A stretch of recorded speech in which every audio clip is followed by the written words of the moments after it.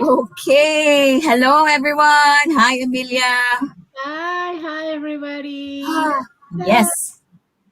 How are How are you? you doing? I think everybody's the same now these days, no? Yeah, but first, we're missing Rina today, because she's got a nasty case of food poisoning. So I hope that Rina is going to recover soon. Our thoughts are with you, dear. Get well soon. We love you, Rina. Get well. Oh my gosh, it's so hard to act so alive and jolly and happy with all the things that is going on in this world right now.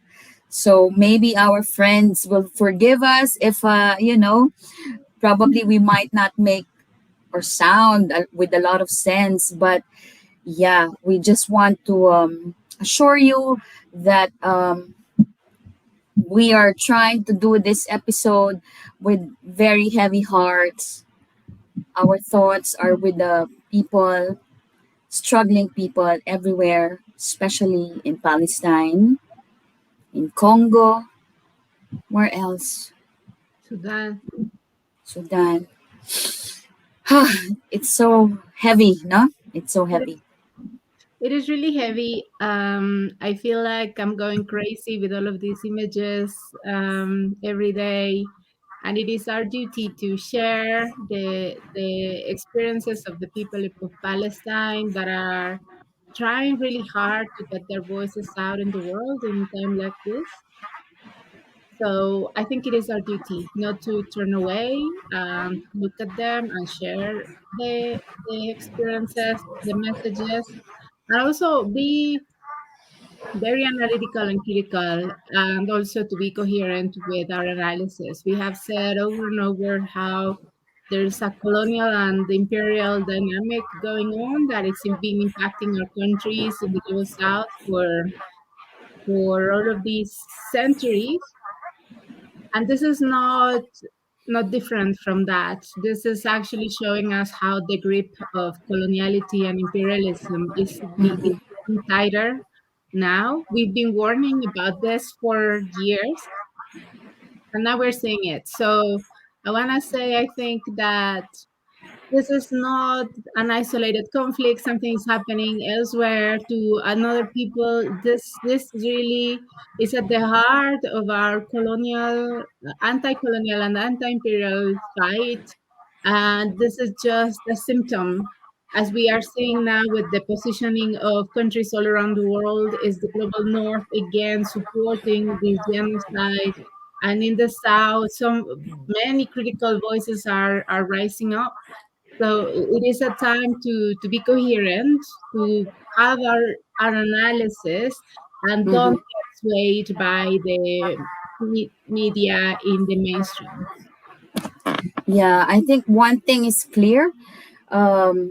We are seeing the great hypocrisy of the global north in all of these news that we see every day, their pronouncements. It's very clear.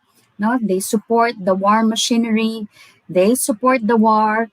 Um, it's so disgusting because when this thing happened in Ukraine last year, the global north was there supporting the Ukrainian people's right to resist, even supplying them with armaments, even supplying them with funding and a lot of other resources. But now we're seeing what is happening in Palestine. It's terrible, no? Even Biden is asking the US Congress to give him billions of dollars to support the war against the Palestinian people. It's really disgusting, and to be honest, I'm quite surprised by some of the response of some of our global north colleagues as well. They've been very shy. They've been, or if not in explicit support of Israel, or those who are supposedly having critical voices are also very, how do you say, not moderate. They're trying to diminish their tone, their analysis, to say the least as possible, to not come out in public. So I think Mm. it's also very concerning that it is again a time for the movements on the streets, for the communities, for indigenous peoples, and many groups that have been oppressed. It is the time for those voices because they're going out to the street, they're sending the message very loud, and therefore now the pressure is starting to be felt. But it was those voices and not the usual analysts and the usual, because they have been also very hypocritical in their analysis and their stand. What is really sickening, I guess, for me, is this narrative that there are two sides. As if there were indeed two equal sides. No, one is a colonizer, one is an oppressor, and the other one is the colonized and the oppressed. So there can never be two sides to this situation. I think they're trying to water down, they're trying to feed us that false narrative about. And another one is it's only in Gaza. No, it's not only happening in Gaza. Another one is it only started in October 6th. My gosh, all the lies that we are being fed with. Yeah. No, it's so sickening to the core. You don't even have to be, very well versed about the Palestinian situation, but seeing all of these images, you will see it. If it doesn't affect you as a human being, I don't know what else. No, I don't know how else to describe it. And also, I think from our end, we need to be also very careful with the analysis and even the main messages that have been put out there to justify the situation, because there has been a lot of talk about the right of Israel to self-defense. That's true. But we all know, or if you don't know, this is a moment in which you will find out that, in accordance to international law, an occupier state cannot be cannot use the self-defense argument because they have a mandate to defend the population that they're occupying. So this is not a case about two states. One is a Mm. population that is under occupation, the other is the occupier, as you rightly mentioned. So it has been stated by international law in the specific case of Israel and Palestine, because they have attempted to use this argument before, that this argument is not valid, that they are mandated to protect the population, to allow the supply of food, water, electricity, etc., and they're undermining that. They're in flagrant violation of international Yeah. law, and they're committing war crimes, not mentioning the crime against humanity that is apartheid, that has been testified and confirmed many times across the years. And this is a crime against humanity that was not allowed in South Africa. And now we see it again here in Israel, with that in the territory of Palestine committed by Israel, under the eye of everybody in the world. I'm not saying a thing. So this has gone too far. That is so true. You mentioned earlier about how some of our colleagues in the different social justice movements that we belong to, no, I think we need to really have a critical self examination as a movement. Where do we stand in all of these things? Honestly, I've been so disappointed. Um, I won't mention it anymore. Now's not the time for gossip. But I tried to raise this issue. I tried to raise a question, in one of the networks that I belong to, and asking them, we haven't even talked about the situation. Why? We say we're for human rights. We say we're for climate justice. We say we are for system change. But why are we silent on this matter? It's a genocide that's unfolding right before our very eyes. And all we can think about is the negotiations. preparing for, what is going to happen in 2 days, because there are negotiations happening. So it's like, my gosh, has I don't know if it's a case of being siloed, but we can't just be geeks. We can't just be following the negotiations, because if we say that we are for social justice, global justice, we cannot afford, we must not stay silent in all of these things. So that really is affecting me at a very personal level. It's like, I don't want to have anything to do with you guys at the moment. It is outrageous, and it is also outrageous that it is again the burden of people in the global south to keep on raising all of these issues over and over. It's like it's enough is enough. Like have some at least some sense of humanity, as you're saying, Mm, and also have the political vision to understand that this is, as I was saying, this is not a local conflict. It's escalating super fast.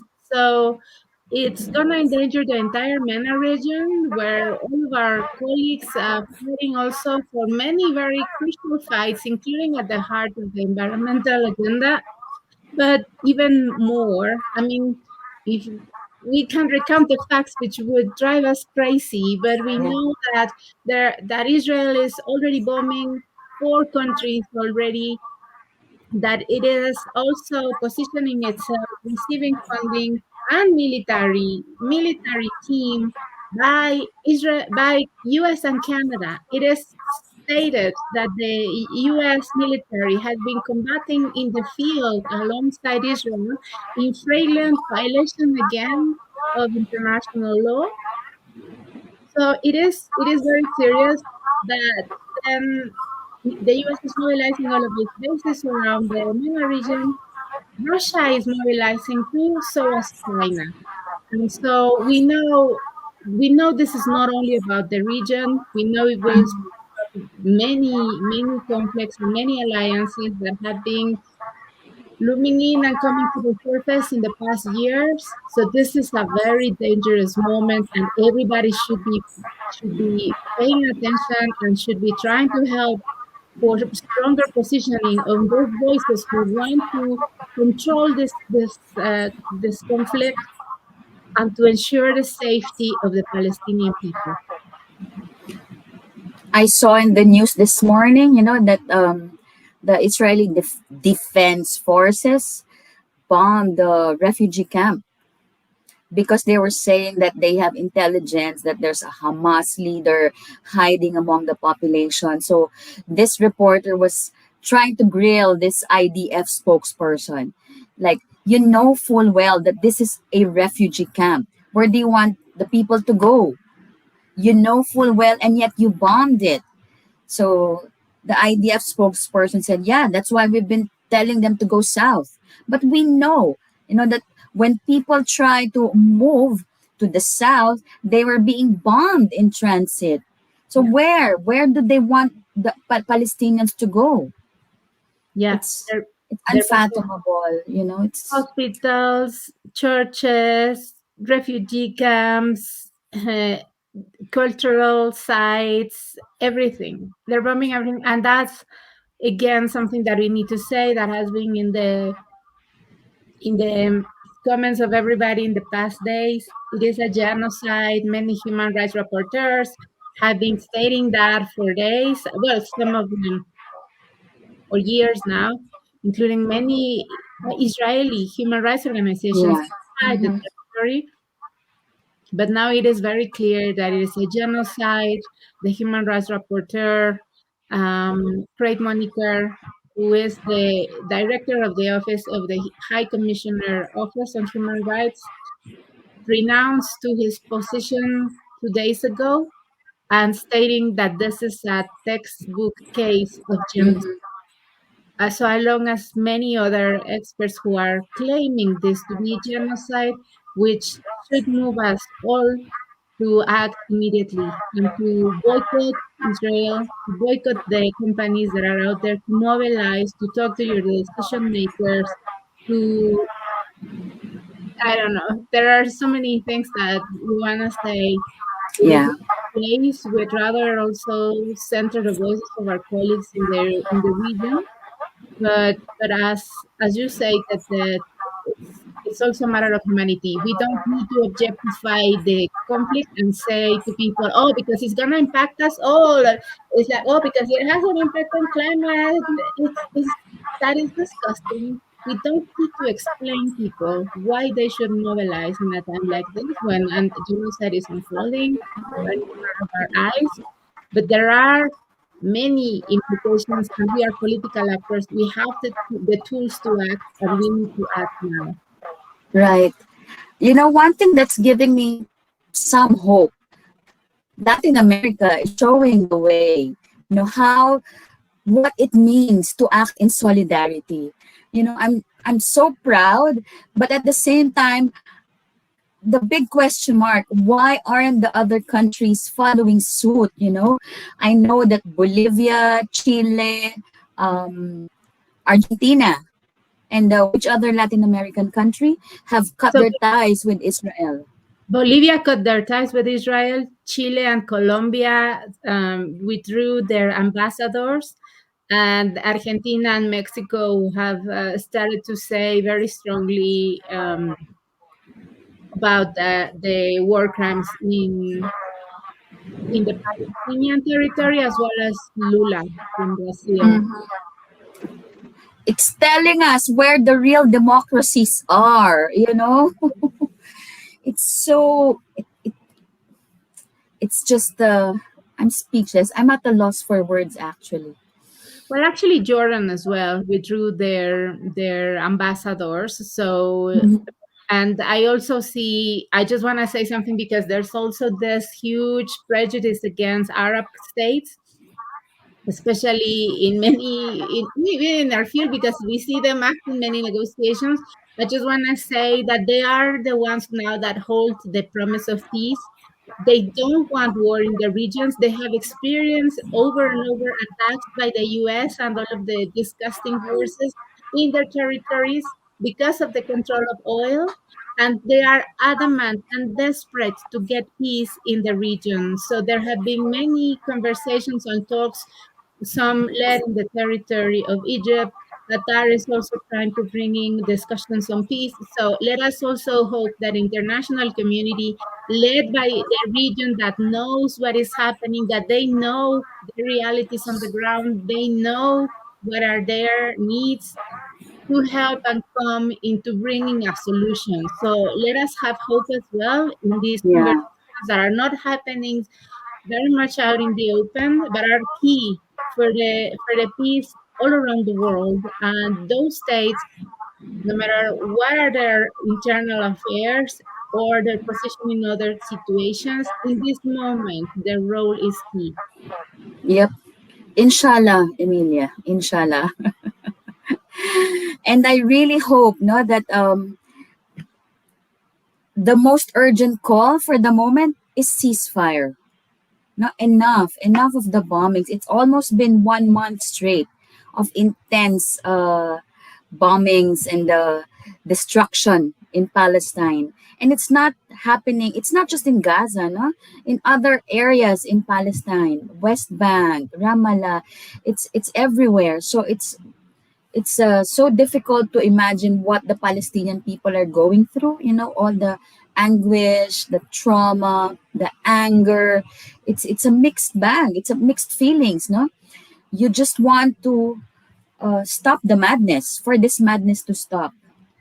We have very raw data and figures. One child is killed every 10 minutes, and the amount of children that have been killed so already surpass the number of children murdered annually in all of the countries around the world, in all of the conflicts since 2019. That is Mm. obscene because this is only happening in the time frame of 3 weeks. It is just madness. They are in a murdering and slaughtering and butchering spree, and this has to stop. And there are no middle ground for this. So ceasefire, but at the same time setting the ground for a cease of occupation, apartheid, and forced displacement that we are seeing, while allowing the immediate needs of all of the Palestinian population that we are saying in all of the areas. We are seeing, especially very concerned, what is happening in the West Bank. Entire communities were displaced yesterday and the day before. So we really need to stand very strong in support of them and to ensure a solid solution addressing the root causes of the problem, and not just humanitarian pause to give them food and water so that they get bombed 2 days later or murdered in their own home. Yeah, we can only hope for the best, no? But I think um, people mobilizing by the hundreds of thousands out in the street, calling out their own politicians, calling out, the world powers about this genocide that's happening.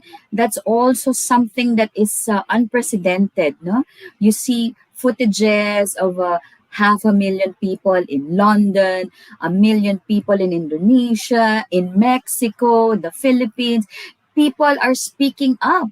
So it's giving me goosebumps. But this is something that speaks also about the power of movements. Yeah, Now, of course, it would be really, really insensitive for us to say that it's happening in the Middle East. It doesn't affect me personally, but people are coming out and speaking out. Yesterday, my whole family went out.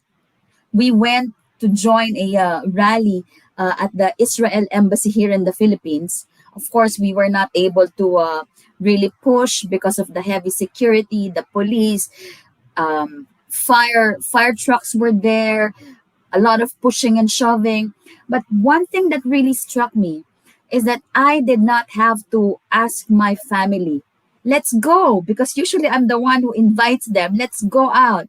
This time, it was my daughters, 14 years old, and they were the ones who gave me the information and said, we want to go there. So we've been talking about this situation almost nonstop. No, all of the conversations we're having is about the situation, and yeah. they said, what can we do, mama? So they saw a lot of information around boycott, the BDS movement. So they said, we are not going to eat McDonald's, we're not going to drink Coke, Starbucks. They support the genocide. So it's like, if kids at that very young age can feel so strongly about the situation and feel that they want to do something, they have to do something, then I feel like, okay, I must have done something right, in bringing them up, exposing them to the realities that, of course, this is not the world that we want to bring them in. But at least, they know they still have that humanity in them. Definitely. And just want to finalize this segment because we are not experts on the field. We can No. just add our voice of concern, of outrage, and to, as you are saying, start to guiding some path. But also, some of us are thinking on how to bring back the radical criticisms of the 70s and 80s into the current world. More on that in the months to come.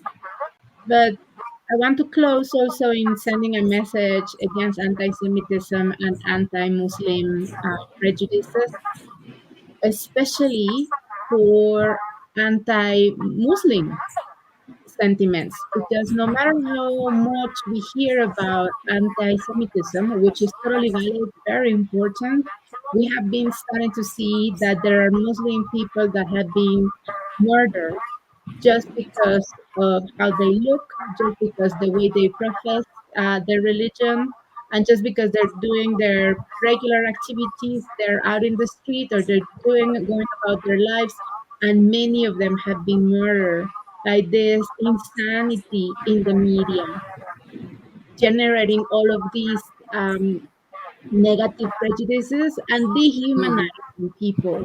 So Yeah. just a word of caution out there, have your analysis right, have your the way you're phrasing your political position in a manner that is structural again, that is targeting the real, the real responsibles, and also being mindful of the humanity, the human rights, the dignity, the integrity of everybody. And a shout out also to everybody, as Ted was saying, who's putting their lives at stake at this moment. In all of these movements, we need to keep on going out into the streets, and we need to keep on being very loud in our political. Free, free Palestine. Oh my gosh. Well, at least, having spaces like this to talk about our feelings, um, not the whole feminist movement. I'm so sorry, Emilia. But some of the statements that are coming out from our feminist colleagues are I, just, I, yeah, I can't. I yeah. can't. It's especially feminists in the global north.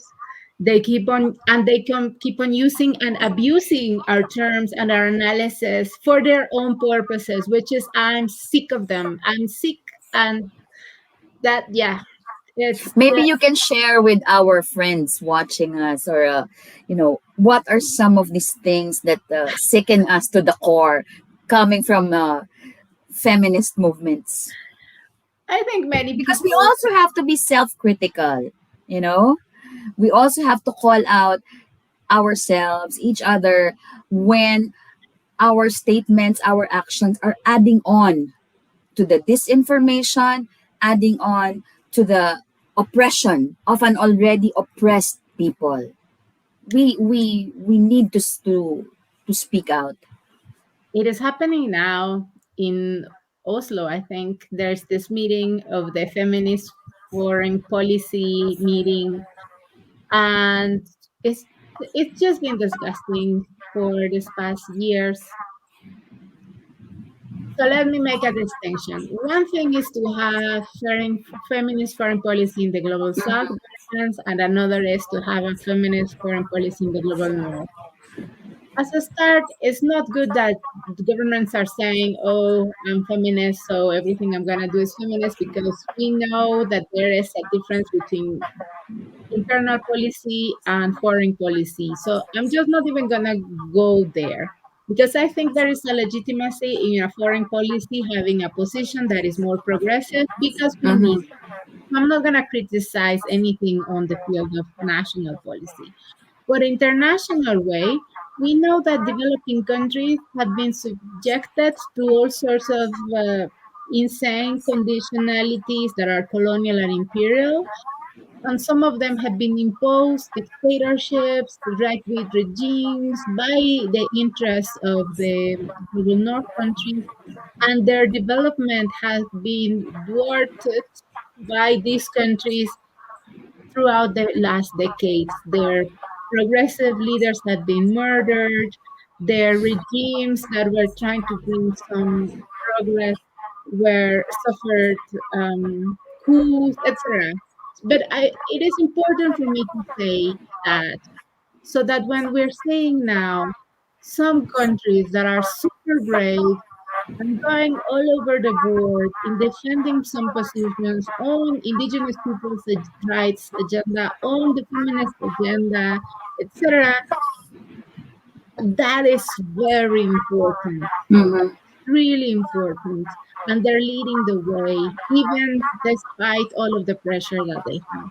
So that is one thing. And we're seeing again, as we have been saying all this time, the G77 and stuff, regional groups, they have had so many progressive positions in climate, in economic justice, like the African group at the moment with the tax convention.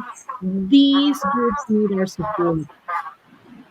On the other hand, the global north is now coming on, the big shots of gender equality, blah, blah, blah. Mm-hmm. And then they are the ones imposing all of these horrible situations globally. The illicit financial flows, debt crisis, the lack of access to vaccines through the international property laws, etc. Let alone going back to the Palestine situation, the military arm. complex, the financial sector, everything will go back to the same thing. And there are these feminists in the global north that are saying, let's have a feminist foreign policy. And let me tell you, Oh. Mm. the funding that is out there globally for the gender equality agenda is now going into these processes. So the money is being kept in the global north as opposed to going to the south to all of these meetings, to all of these webinars. They're devising these methodologies. And again, it's like they're so self-centered, so self-centered. And when you tell them, stop doing all of this crap and just do your work, they Mm-hmm. say, no, because we need this, because there is a shrinking space of civil society participation. And I'm like, don't talk to me about shrinking of civil space. Don't talk to us in the global south about the shrinking of civil space. Because we are confronting our governments, we are doing our national work. I need to be very clear on this. We are holding our governments accountable in Mm-hmm. territories, and they are not doing that. And they're saying, "Oh, but we need this to hold them accountable." Yeah. Then what have you been doing all this time? Why do you need to use them to do that? And then using all of our terms, really dishonoring all of the work that we do to their benefit, just to do lip service, to meet to legitimize their Yeah. country, to They're cheer. becoming apologists for, their government's policies that really keep on extracting from the global south. They're becoming apologists for all of these programs that really bring a lot of hardships for our people because they want to mainstream gender. They claim they're feminist. So it's crazy, but they're being, I hope they get to realize that they're being instrumentalized to serve the status quo that they said they're very critical of. It's like incredible. I don't think they're gonna come to their senses. They're so proud of what they're doing. And the more we tell them, stop it, you're using our analysis, you're using our terms, just have your governments do what they need to do. They keep Mm, on bring, oh, let's add there, let's add this arm, let's add. But the framing again is all twisted because their governments go back to, okay, let's talk about women's participation and whatever, and we will consider this and that. So in the end, it's just so perverse because these white feminists are using our analysis. mm. They come and they are doing virtue signaling all over the place. Oh, look how I'm using my intersectionality words, throw them every Oh, 3 minutes, wow. and then they use our analysis, but it somehow end up validating whatever low standards their government give them, and they are saying, okay, this will come later. And it's like, no. And I've heard that they are in this board in which they say, oh, we will tell you when we are feminist and when we are not. Like, what? What? Yeah, feminists are in boards telling their governments, we will tell you when you are feminist and when you are not. It's like, that is worse. That is worse. Like, stop it, people. Stop it and come to your senses and come back to what we need in the global south, which is a very strong stand confronting power. Mm-hmm. That is what we need at this point. And Yes. they're just in their parties, in their cocktails with these countries. And let me tell you, Mexico has a feminist foreign policy. We had a very hard meeting with them, but not in a manner in which we are like, you're undermining the feminist agenda. We don't.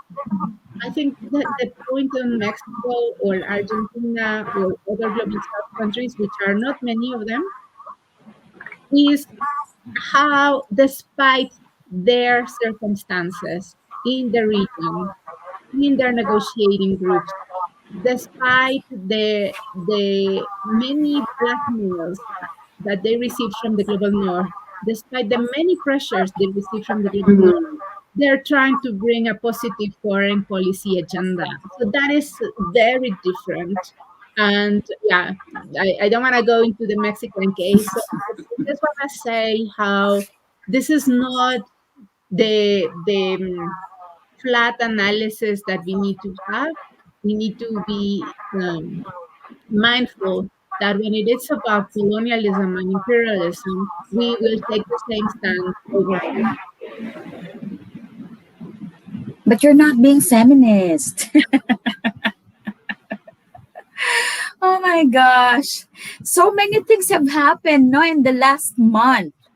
It's like a lot of the big meetings, Uh, there was the UN General Assembly, where again developing countries were calling out the global north for all of the structural issues and the structural problems that it faces.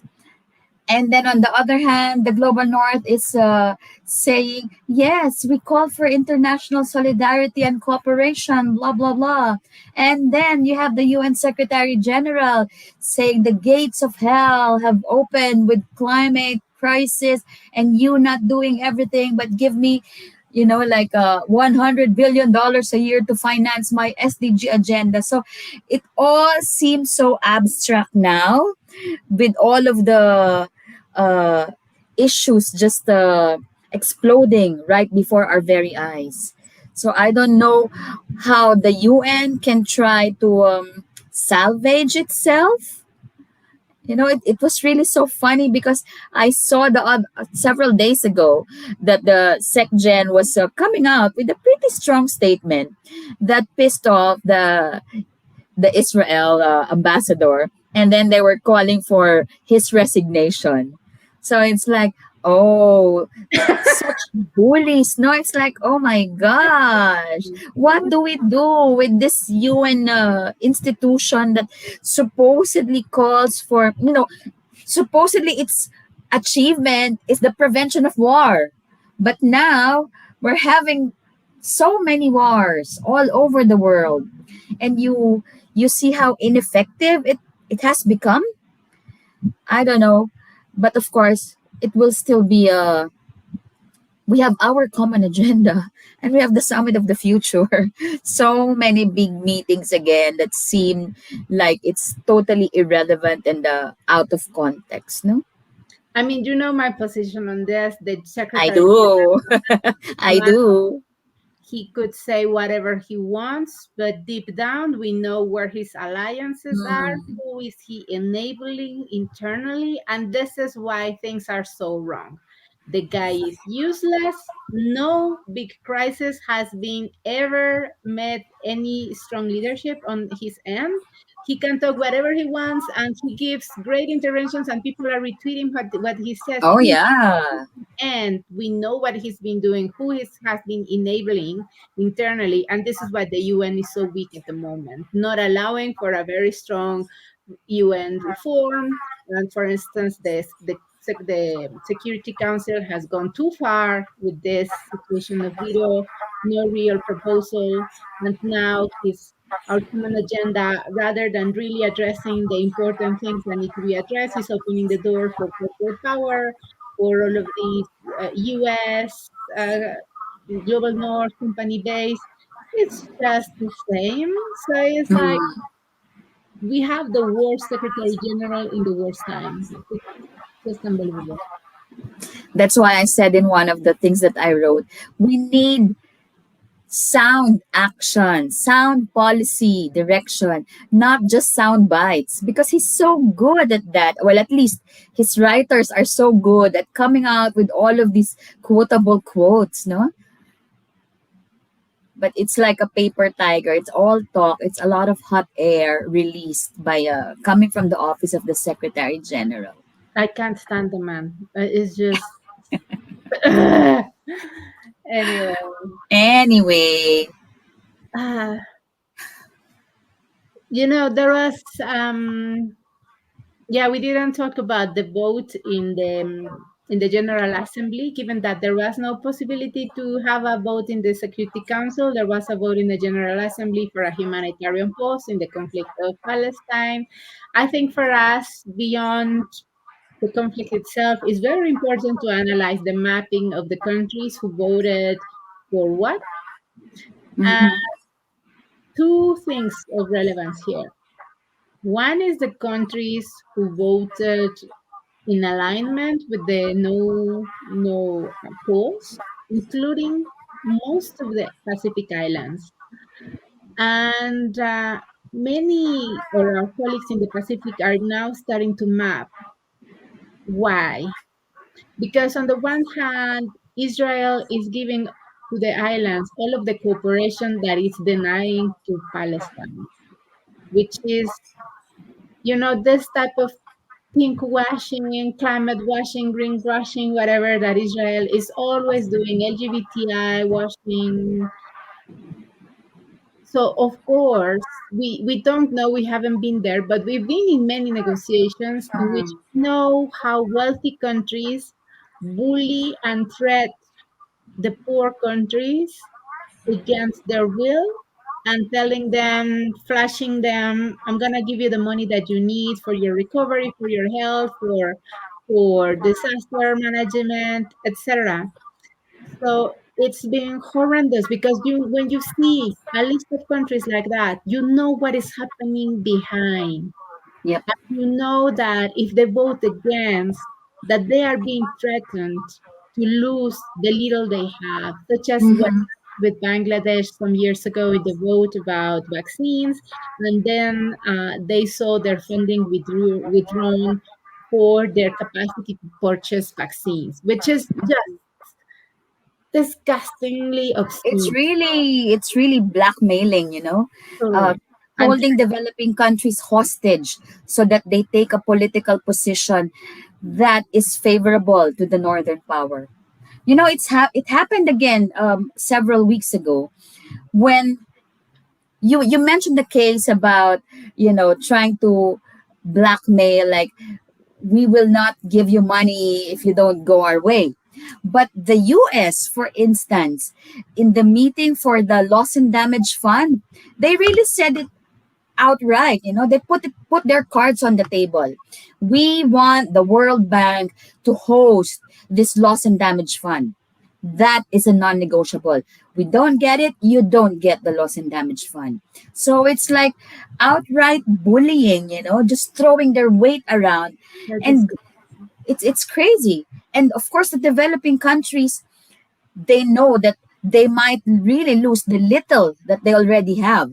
So, from a position of no, we don't want the World Bank, now there are several options. Again, it's the developing countries that are being flexible so that there could be the possibility of, having money for climate disasters, for reconstruction and rehabilitation. And again, the northern powers are using the power of the purse to get their way. And one of the big demands and the big fights is that of the World Bank being the what's a fifth FIF, the host of this loss and damage fund. But we all know that the World Bank is not fit to to provide to be the host of the loss and damage fund because it's about loans, no. It's about the perverse reality that people who are already drowning, who've lost their homes, will again be forced to take out loans so that they can rebuild, rehabilitate from a crisis that they had the very least in causing. They had very little to do in causing this climate crisis. So it's really a lot of power oh, dynamics. it's making me nauseous.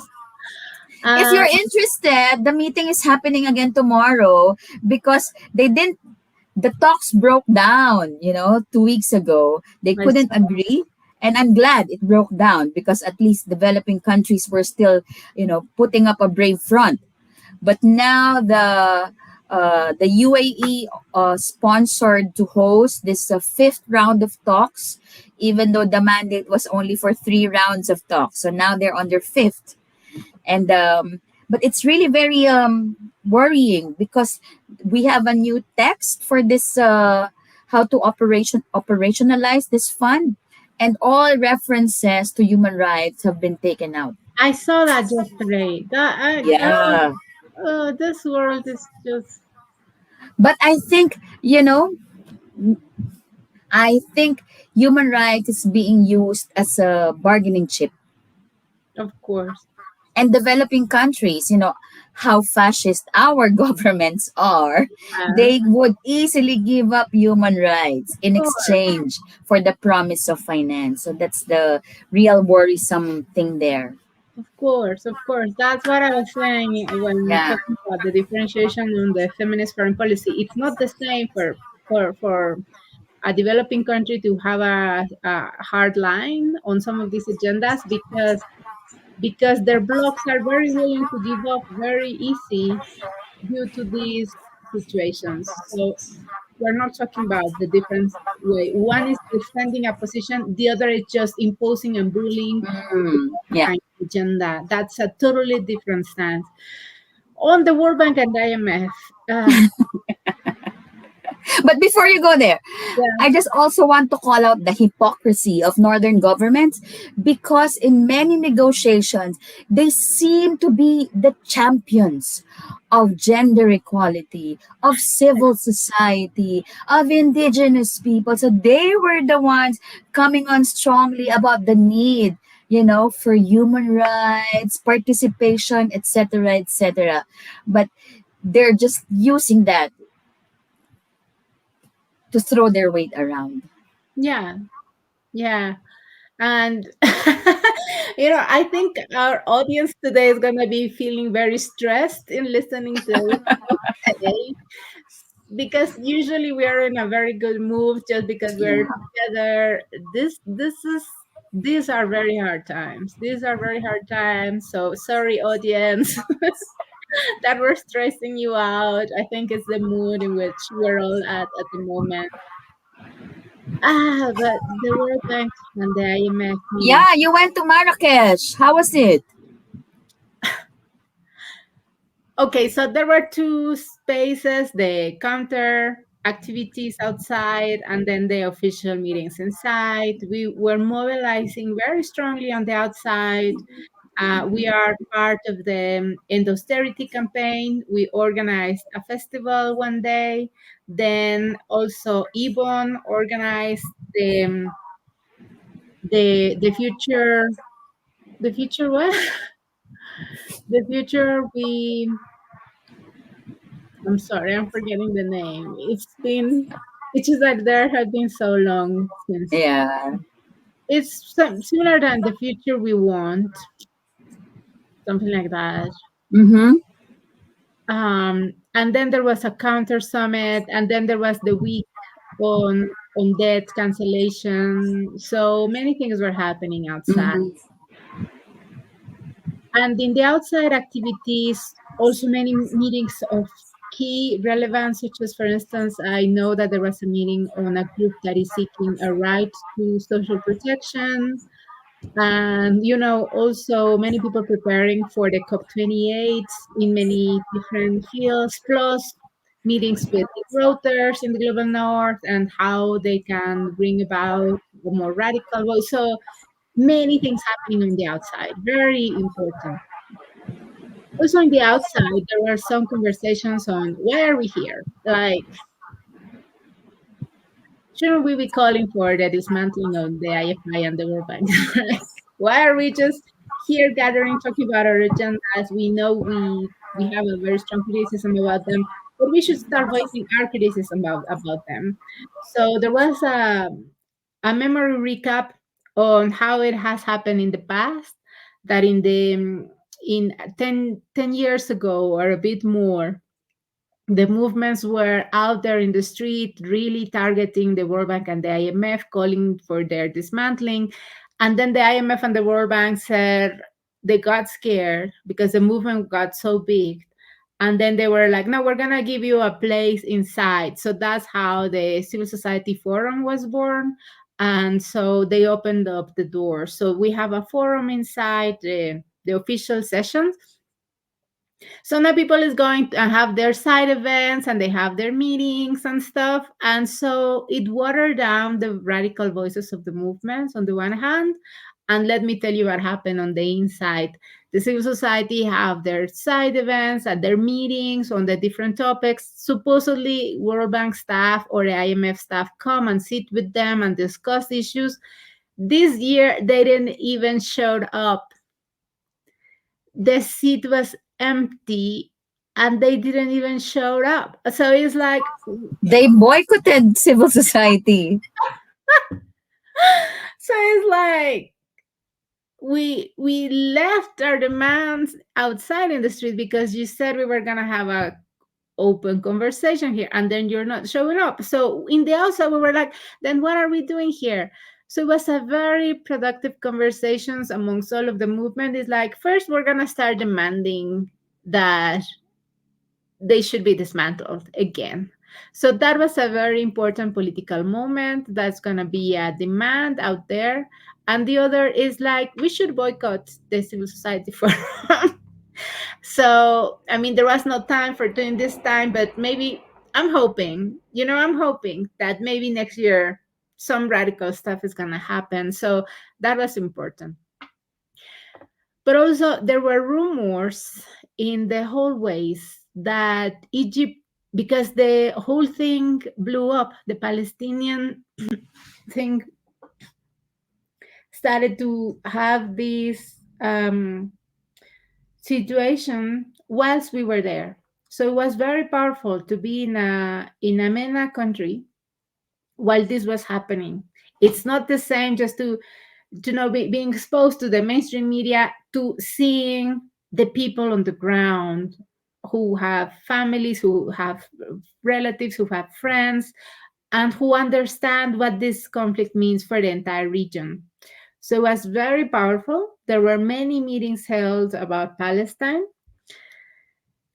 And in that context, we started to have those rumors about Israel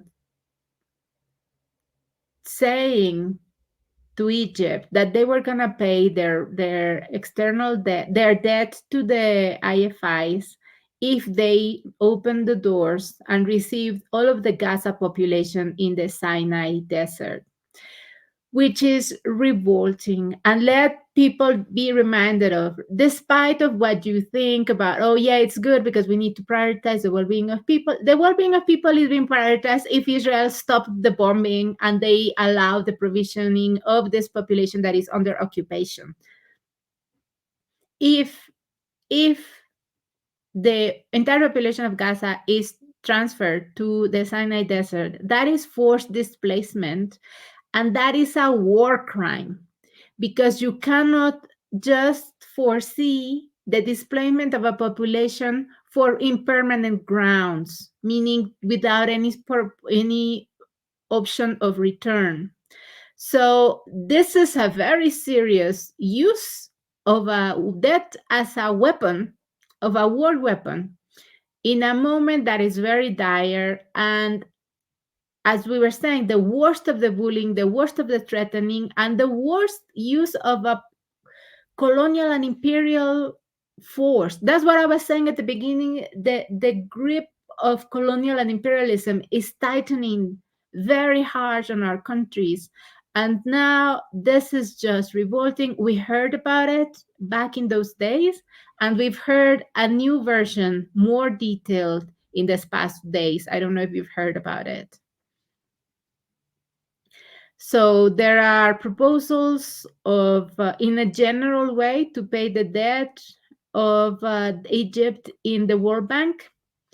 And these are countries that have been smashed so hard by the debt servicing and plus charges, etc., surcharges.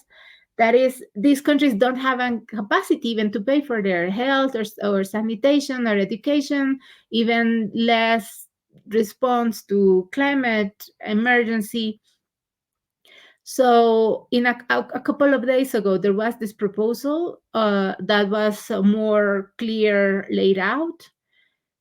And of course, there is this analysis: is Egypt going to accept or not? But more about, we think that it's not just about a sovereign decision by Egypt, which we think Egypt is positioning themselves very hard against the occupation of Palestine and the conflict at the moment, but also if the World Bank says, okay, I'm going to allow this, the implication of the World Bank saying, okay, just this is just about an exchange of money without any minding of the dimensions of dignity, integrity of a population, the safety, just the sole existence of a population. Now, when the UN bodies, many human rights rapporteurs are calling for this to be a genocide, that would be just, I can't even. That would be like the Pope saying, "Here are your lands. This is yours." That would be saying that. So, but that is on the table. So I just wanna make the connections of everything that you're saying. You're saying the loss and damage fund, and then the World Bank, then this again, then we had the meetings in Marrakesh. Oh, and just a horrible thing. This was a meeting in Africa for the first time, happening in the global south, because they always happen in the global north. So now they were saying, no, let's bring this to the global south. It happened in Africa. And what do you say? That AJ Banga and Kristalina Georgieva went and took pictures with smiling black kids. It's just like the most horrible racist, Wow. So racist, commodifying, so racist. disgusting. Yeah. I want to do that with white kids when they're holding it next year in the global north. Like, that's so racist. Both of them. It's just unbelievable. The very same trope of the racist people. I just can't. They did that. Well, that's their white imperial consciousness, coming out. It's in their DNA. You know, I don't know. Maybe we should also try to get some of our feminist colleagues from the region, because I read something, I saw somewhere that all this thing about the plan of Israel and the US to construct something, a trade route Oh, that yeah. would rival China's One Belt, Yeah. Silk Road. Silk So Road. I haven't really explored deep enough not to be able to carry an intellectual conversation about it. But I that was something that really struck me. Now that, oh my gosh, this is about gas. This is about fossil fuels again, and the need to secure trade routes. So they're launching, of course, we already know about the Zionist project. So that is, feeding off each other. Yeah. The Zionist project with this economic objective of facilitating, opening up new trade routes. So I said, oh my gosh, it makes sense. This madness makes sense. There is an economic reason behind it. Hmm. Yeah, I saw about that too, and it makes sense. That's in the end. That's why there are all of these military bases of the U.S. in each of the countries of the MENA region. This is why there have been so many conflicts all this time, or so many lies Mm, about a so-called terrorist that could wipe out the entire planet, and we see who are the ones who want to wipe out the life in this planet, and it's not the people resisting. So yeah, we again, and it's contravening the Paris Agreement. I don't want to go back to the. that's us trying to make light, because we'll be ending in a little while, and we can't just say goodbye to our friends with a very heavy, dark mood. Yeah? No, no, Yeah. no, no, no. Let's finish with a positive note. November Mhm. 4, there is an international day for mobilizing for Palestine. So I hope all of you go out there in the streets, go to the Israeli embassy, the US embassy, march to your in your largest venue. If you're not in a big city, it doesn't matter. Everything counts. They're mobilizing. Do a tweetathon, go out and take pictures of you, use the hashtags, boycott, and share information, share the voices of the people in Palestine. At the moment, this is so important. And please share with us, tag us in your pictures and this November 4th that will give us so much hope, so much, it will warm our hearts at this very dark time. Yes, I think we can also share some of the resources that we have Yeah, gotten hold of in terms of how ordinary people can support the struggle against genocide. You know, can support the Palestinian people, can support our collective mobilization. You yeah, know, for justice and yeah, stop the madness. So let's share some of those resources, Emilia, because I think a lot of people want to contribute but just don't know how. You know, if they cannot go out in the streets, they can also use their power as a consumer. yeah. Let's hit them where it hurts the most. Yeah. And to me, really, people inside Gaza, the World Bank, Cisjordania, they're doing a lot of efforts to transmit their everyday lives and their images and their voices because they don't have access to the internet. Some people are sharing eSIMs so that they have access to keep on replicating their voice. So people really just following them on Twitter, on Instagram, on TikTok, and sharing those messages. It's very Mm-hmm. key at this moment. And of course, all of those journalists that are doing a brave job out there, all of our heartfelt thanks, and we're with you. We're with all of you. I'm gonna put something on the chat. Maybe Denise can put it up on the screen.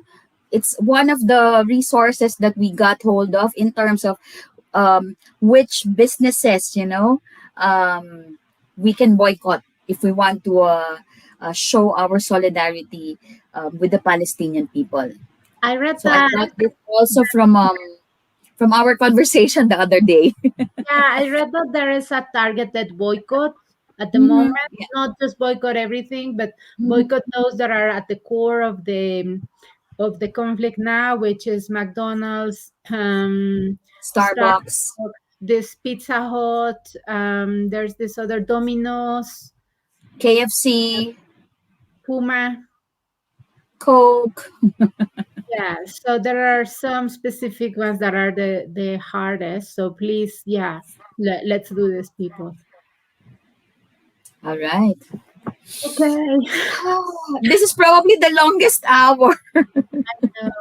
It's no, but thank you so much, that for showing up today is very important. And let's hold. We always say this, but we've been traveling so much. But this month, I'm gonna be here in Mexico City. I'm very happy, so I can commit to host another session, hopefully with you and Rina, in Yes. a couple of weeks, so that we can keep on having this conversation.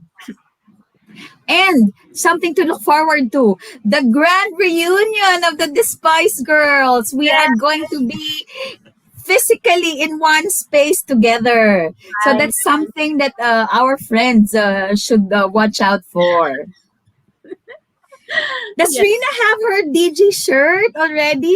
Don't yeah, forget to bring it. So we'll all be using our Despise Girls t-shirt in Dubai for the COP28 climate negotiations. Watch out for that. yes, yes. Finally. Okay, people, thank you so much. Thank you, Denise, for helping us in the Thank background. you. See you soon. See you soon. Love Stay you. safe. Love each other.